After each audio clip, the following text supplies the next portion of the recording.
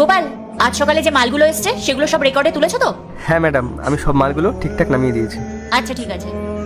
Okay madam, ও আমার বোন, গ্রাম থেকে এসছে। নমস্কার ম্যাডাম। নমস্কার। আচ্ছা গোপাল, তুমি তোমার বোনকে এখানে ডেকেছো কেন? কোনো সমস্যা হয়েছে নাকি? না না ম্যাডাম, কোনো অসুবিধা নেই, সব কিছু ঠিক আছে। আসলে কদিন পর আমার বোনের বিয়ে, তাই বিয়ের আগে একবার বড় সাহেবের সাথে দেখা করাতে নিয়ে এসেছি। বড় সাহেব বলেছেন বিয়ের আগে ওকে একবার দেখতে চাই। বড় সাহেব নিজের হাতে আশীর্বাদ করবেন। ও বেশ ভালো, কিন্তু ওকে দেখা করতে নিয়ে এসছো যখন, বাবা তো এখানে নেই, বাবা তো একটা মিটিংয়ে আছে।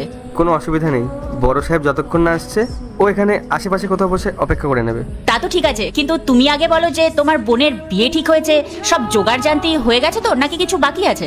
হ্যাঁ ম্যাডাম, এখন একটু এক মোহরির কাছে যাব, একটু কাজ আছে। মানে তোমার বোনের বিয়ে হচ্ছে, তা তুমি মোহরের কাছে যাবে কেন? আসলে ম্যাডাম, গ্রামে ছোট্ট একটা বাড়ি আছে, সেই বাড়িটা বন্ধক দেওয়ার জন্যই মোহরির কাছে যাচ্ছিলাম, কাগজগুলো ঠিক করানোর জন্য। মানে এই বললে তোমার বোনের বিয়ের সব জোগাড় জানতি হয়ে গেছে, তা এখন বাড়ি বন্ধক দেবে কেন? হ্যাঁ ম্যাডাম, বিয়ের জোগাড়যন্ত্র সব ভালো করেই হচ্ছে, কিন্তু বিয়েতে যে যৌতুকটা দিতে হবে সেটা দেওয়ার জন্য বাড়িটা বন্ধক না দিলে হবে না ম্যাডাম।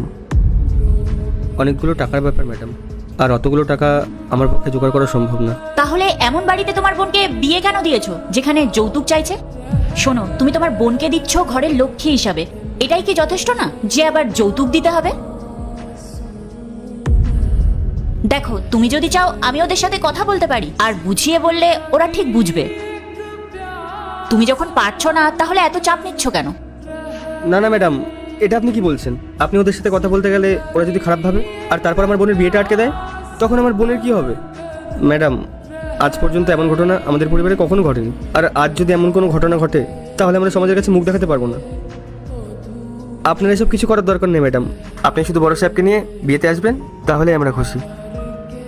কিন্তু যৌতুক নিয়ে তোমায় ভাবতে হবে না, ওটা আমি বাবার সাথে কথা বলে দেখে নেব, এজন্য তোমাকে বাড়ি বন্ধক রাখতে হবে না। ম্যাডাম, আপনি শুধু শুধু আমাদেরকে নিয়ে চিন্তা করছেন, আমাদের মতো গরিবদের জীবনে এরকম ঘটনা ঘটেই থাকে।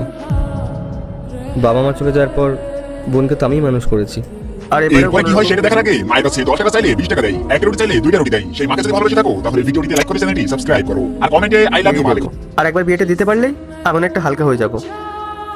আর আমাকে ক্ষমা করবেন ম্যাডাম, আমি আপনার থেকে টাকা নিতে পারবো না, কারণ আপনার থেকে টাকা নেওয়ার পর সেই টাকা ফেরত দেওয়ার সামর্থ্য আমার নেই। আর এমনিতেই বোনের বিয়ের জন্য অনেক ধার দেনায় পড়ে গেছি, আপনি যে আমাদের জন্য এতটা ভেবেছেন এটাই আমাদের জন্য অনেক। পার্ট 2 দেখতে সাবস্ক্রাইব করো ভেলকু 78M।